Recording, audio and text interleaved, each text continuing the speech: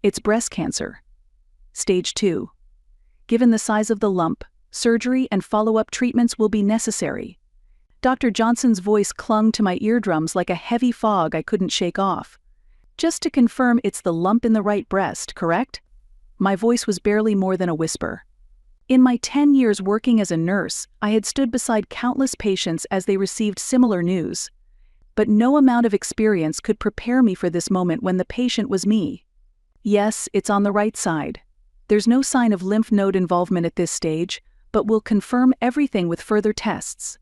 Without thinking, I placed my hand over my right breast. I'd first noticed the lump during a shower after a night shift. I brushed it off as a hormonal imbalance from stress, maybe a dangerous bit of overconfidence that came from being in the medical field myself. How much will the treatment cost, roughly? Dr. Johnson furrowed his brow for a moment before responding. Even with insurance coverage, it's likely to be around $20,000. My mind went blank. Even though I understood the words, it took a while for them to register as my reality. My nursing income was stable, but far from abundant. My husband Nathan worked in construction, and his paycheck fluctuated with the weather and job availability. We had some savings, but nowhere near enough to cover the full cost of treatment. As soon as I stepped out of the exam room, my knees went weak. It felt like my body no longer belonged to me. I sank onto a bench in the hallway, dazed. I clutched my phone with trembling hands, trying to steady my breath. I wanted to call Nathan right away, but I just couldn't. My fingers wouldn't move. My chest felt tight, and no words would come. I decided to calm myself down first and headed to a nearby cafe. I ordered a coffee, and by the time the bitterness slid down my throat, I had managed to breathe again. This wasn't the kind of thing I could say over the phone. I had to look him in the eyes. With that thought in mind, I made my way home. When I walked through the door, Nathan was on the couch with a glass of wine, half watching the TV. "I'm home." "Hey, how was the hospital?" I took off my coat slowly and sat down in front of him. "Nathan, I have breast cancer. Stage 2. I need surgery, and the treatment's going to be expensive." His expression froze for a second. Then he gave a nervous half-smile. "You're serious? Is that bad?" "Even with insurance, it'll be about $20,000. And that doesn't include anything outside of coverage. We need to act fast or we might miss the window for treatment." He let out a deep breath and set his glass on the table. "All right, we'll figure it out together." For a moment, his words felt like a lifeline. From that day on, it became a daily battle just to survive. To save up for treatment, we reviewed every part of our lives and went into full-on cost-cutting mode. No more eating out, we cooked all our meals at home. We downgraded our internet plan, cut our phone data to the bare minimum, even sold one of our cars. From then on, we walked or used public transport whenever possible. Every small purchase became a question: do we really need this? It was all for one purpose: to gather enough money, even just a little sooner, to protect my life. Nathan started packing lunch and eating at the park near his work site. I stopped buying even store coffee, sipping home-brewed coffee from a thermos instead. We kept pushing through, believing that even these tiny efforts would add up. But no matter how hard we tried, it wasn't enough. Surgery, post-op treatments, checkups, medications, each added layer only ballooned the costs. Eventually, I had no choice but to apply for a medical loan. The interest was lower than a regular consumer loan, but it was still debt. Still a burden. I gathered the documents, made sure everything was in order, and got the loan approved. And just like that, I took on a new debt, just to stay alive. One day after a night shift, I was sitting in the hospital cafeteria when Lucy, one of my colleagues, took the seat next to me. "Mandy, are you holding up okay?" "Yeah, I think so. We're finally seeing a light at the end of the tunnel with the treatment costs." She paused, hesitated, then reached into her bag and pulled out a white envelope. "This is from all of us. After you told us what was going on, everyone wanted to do something. We managed to collect a few donations." I couldn't speak. What is this? If you ever need anything, just ask. Our whole unit's got your back. I can't accept this. You all have your own lives. None of us see it that way. It's not charity. It's support for a teammate. We've helped so many patients over the years, haven't we? Now it's your turn to be helped. My hands shook as I held the envelope. Fighting back tears, I was deeply grateful. Thank you. Really, thank you. I don't know what I'd do without you all. Beyond Lucy, other colleagues also brought me meals, swapped paid shifts with me, and offered whatever help they could. No words could truly capture how much strength their support gave me. That evening, when I got home, Nathan was holding an envelope. My foreman gave me an advance. It's going to make this month tight, but it should cover us for now. Thank you. This really helps. It's for your life. That wasn't something Nathan would have said in the past. Little by little, we were learning how to truly face things together as husband and wife. When we finally had enough to transfer the payment to the hospital, I did a small, quiet fist pump. I didn't want to give up on life. That alone had carried me this far. And now, as I thought of the few people who never treated my life as expendable, I began preparing myself quietly but firmly for the battle ahead. 3 days before the surgery, on a Friday afternoon at the nurse station, an internal call came through. "This is Amy from billing. I'm calling for Mandy Ford. We haven't received the payment for your upcoming surgery. Could you check on that for us?" My heart sank. What? The payment should have gone through yesterday. Nathan told me he went to the bank. I'm sorry, but the funds haven't arrived in our account. If we don't receive them by tomorrow, we'll have to reschedule the procedure. My ears roared with the sound of rushing blood.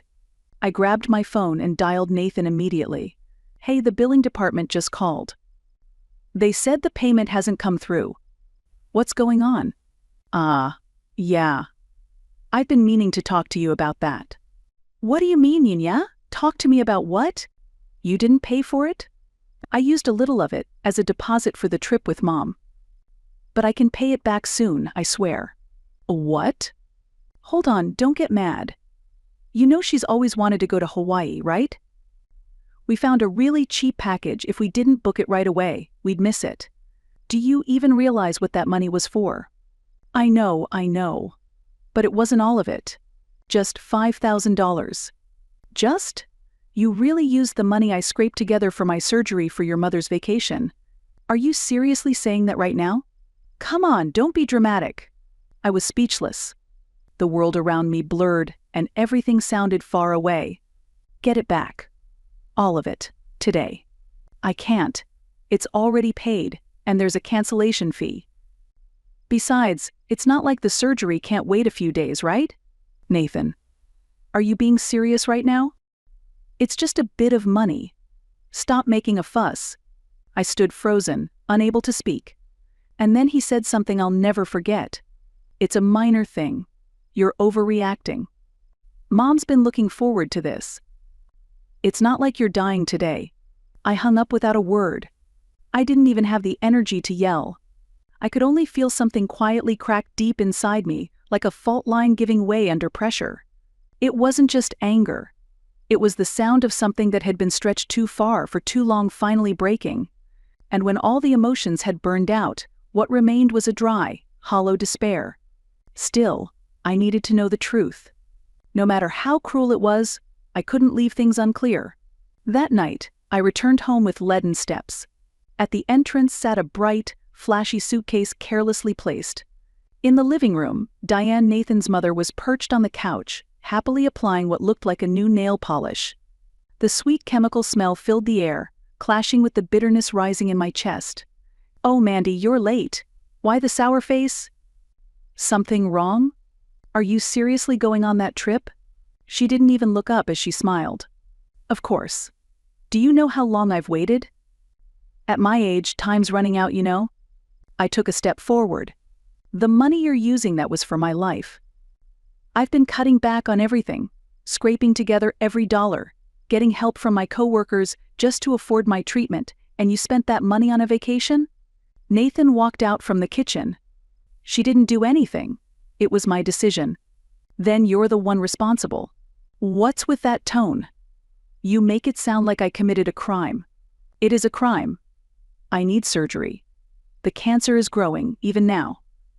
And you say it's no big deal? You've always let me handle the finances. Why start questioning it now? I didn't let you handle it, I trusted you. I believed you wouldn't treat my life like it was nothing. So what now? You want a divorce or something? That was it. The trigger. Maybe I do. Diane gasped. Excuse me. Mandy, aren't you being a bit overly sensitive right now? I turned to face her. Overly sensitive? If being furious about someone gambling with my life makes me sensitive, then go ahead, call me what you want. But just know this, you two are crossing a line that you can't ever uncross. I opened the refrigerator door, peeled the medical loan statement off, and slipped it quietly into my bag. So, what are you gonna do? I'll figure it out while you and your mother are off enjoying Hawaii. What? I've realized there's no point in forcing this anymore. I turned away and walked to the front door. I can't stay with someone who calls my life a minor thing. As I slipped on my shoes, something within me settled quietly, but with absolute certainty. While they were basking in their vacation excitement, I would move to protect my life. Not out of revenge, but for my own liberation. That night, I didn't go back home. Instead, I checked into a motel near the hospital. I lay down on the bed, but my mind kept spinning. Even with my eyes closed, sleep never came. Nathan's words echoed in my head. It's just a bit of money. Stop making a fuss. It's a minor thing. You're overreacting. The man who said those words, he was heading to Hawaii tomorrow. And I had no intention of letting that cruelty slide. I owe no one my silence for having my life treated as worthless anymore. I would rely on no one. I would protect my life by my own hand. No matter what anyone says, I wouldn't let others decide my worth. This was the beginning of my quiet, but certain, revenge. On the morning of their flight to Hawaii, I left the hotel and headed to a nearby cafe. I chose a window seat and set my phone down next to the steaming coffee. It's time. Time to put an end to it by my own hands. I checked the flight status. The moment Nathan and Diane's plane took off, I stood up calmly. You've got this, Mandy. I told myself that, but the very next moment, reality pressed heavily against my chest. First, I needed to recover the stolen treatment money. Without that, nothing could begin. Swallowing frustration and panic, I picked up my phone and searched the number of a private lender, one that a patient's family had once used. Back then, I remember wondering, why would anyone borrow from a place like that? Now I understood perfectly. When your life is on the line, pride doesn't matter. I called the number.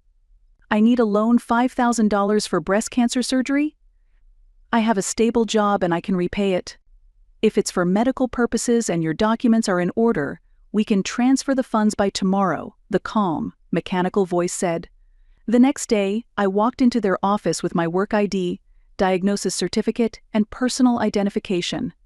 I signed the papers, ignoring the high interest rate. And with that, something inside me fully shifted. This is how I survive. Back home, I called the hospital and confirmed the payment, asking them to reschedule my surgery. We've received the funds. Your surgery is set for 2 days from now. In that moment, the tears I had been holding back finally spilled over. What rose from deep within me wasn't just relief, it was frustration, emptiness, and strangely, a sense of accomplishment I couldn't quite explain. All of it came rushing in at once. The day I had once thought unreachable, my surgery was now truly within reach. I'd made it this far. Without relying on anyone, just by my own strength. On the day of the surgery, I lay quietly in my hospital bed. The IV needle felt cold against the back of my hand and my heartbeat sounded unusually loud in my ears. Standing quietly beside me was my colleague Lucy. Wearing her lab coat draped with a light cardigan, she looked down at me with her usual gentle expression. Her presence felt like a quiet anchor. You really made it, Mandy. Yeah, no regrets. I did everything I could to save myself. That sounds just like you. As the anesthesia slowly clouded my mind, I made one silent vow. I will live. No matter what, I will live. The surgery went smoothly. When I awoke, the white lights above were blurred and hazy. My throat burned. My body ached. But one thing was clear in my heart. I'm alive. According to the doctor, the cancer had been successfully removed. There was no spread to the lymph nodes, and my prognosis was good. The post-op pain was sharper than I'd expected, but I couldn't help smiling. Because I knew I was about to reclaim my life. During the 2 days before discharge, I stayed in bed and quietly put the final touches on a certain plan. Nathan and his mother were probably having the time of their lives in Hawaii. On my phone was a photo Diane had sent posing with a cocktail in hand on the beach. So happy I could cry. I silently turned the screen face down on the table. Fine. Enjoy it. All of it.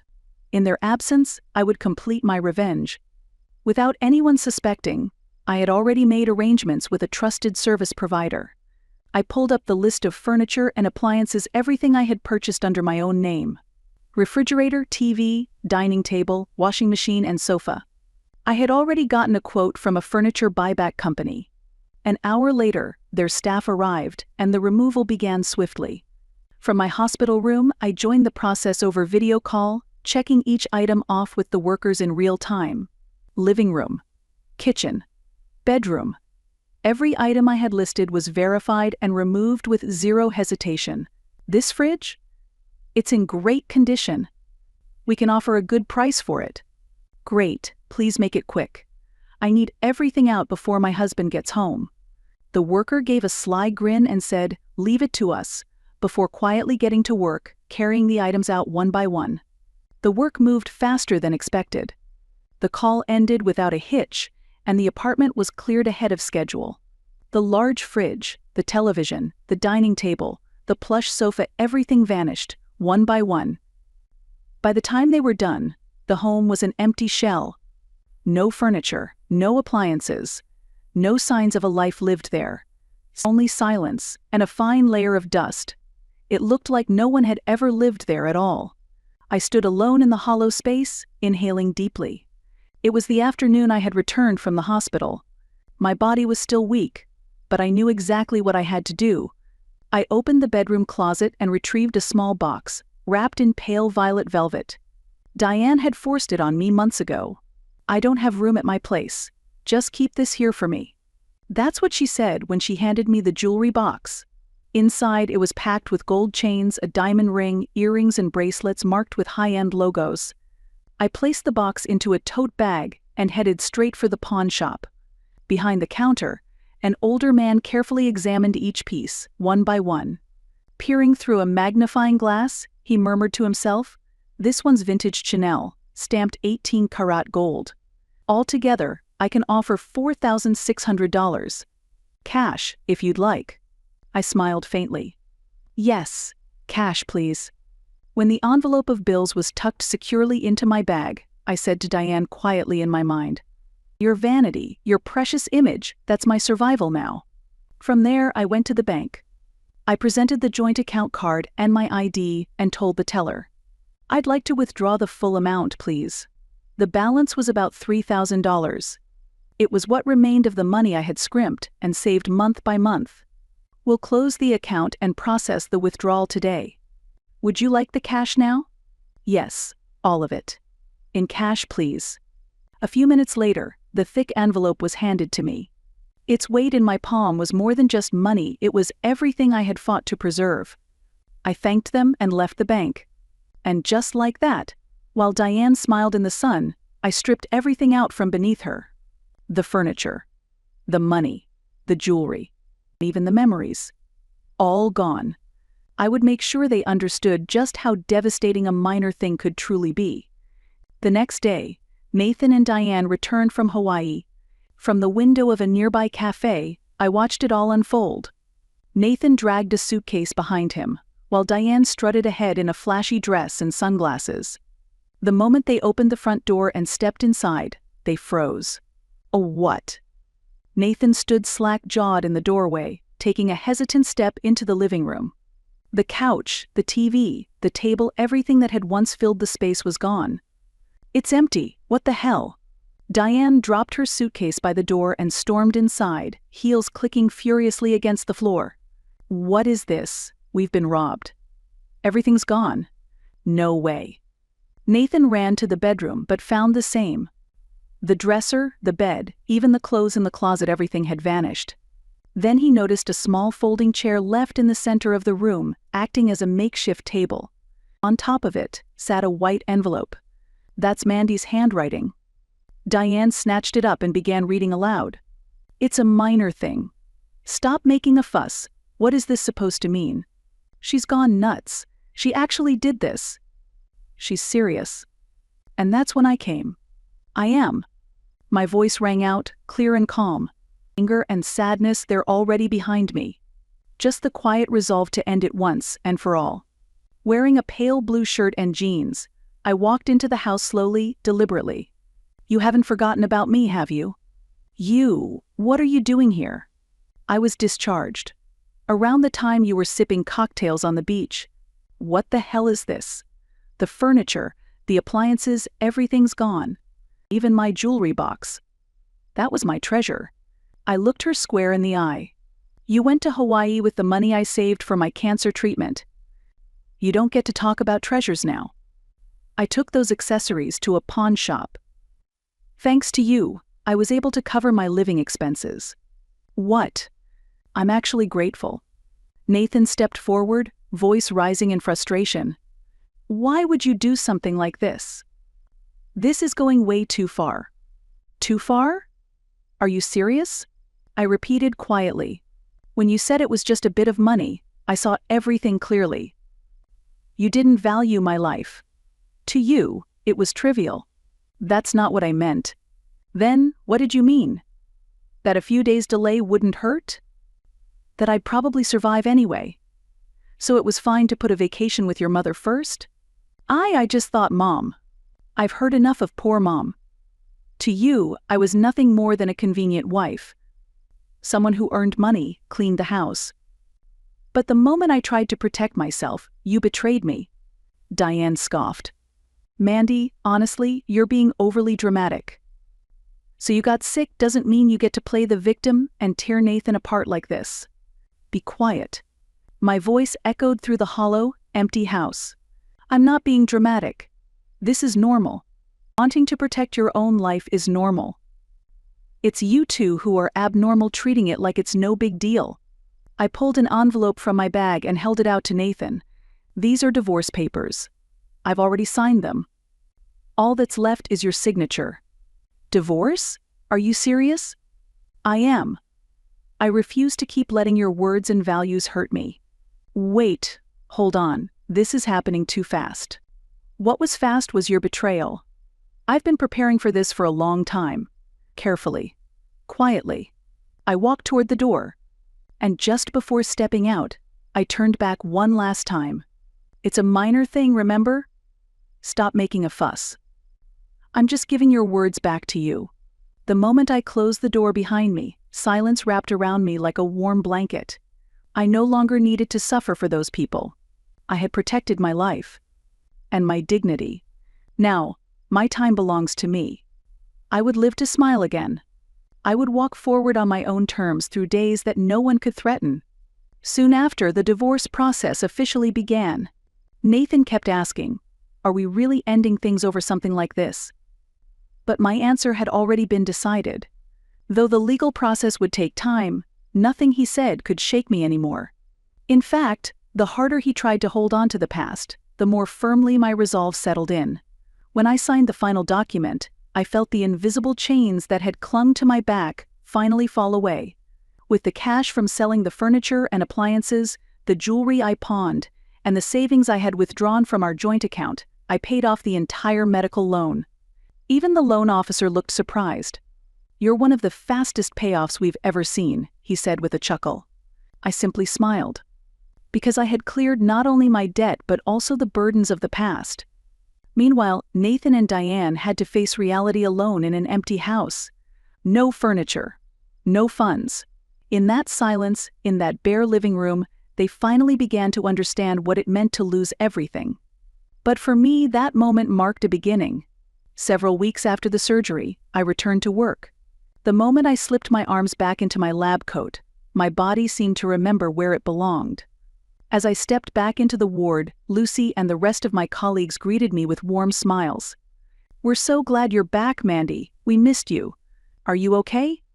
You're not pushing yourself, are you?" Their voices overlapped and I couldn't help but laugh. I'm okay. I'm alive, after all. And in that moment I knew this place where I cared for lives was still where I belonged. And so, with the support of the people who stood by me, I began once again to face forward and work with purpose.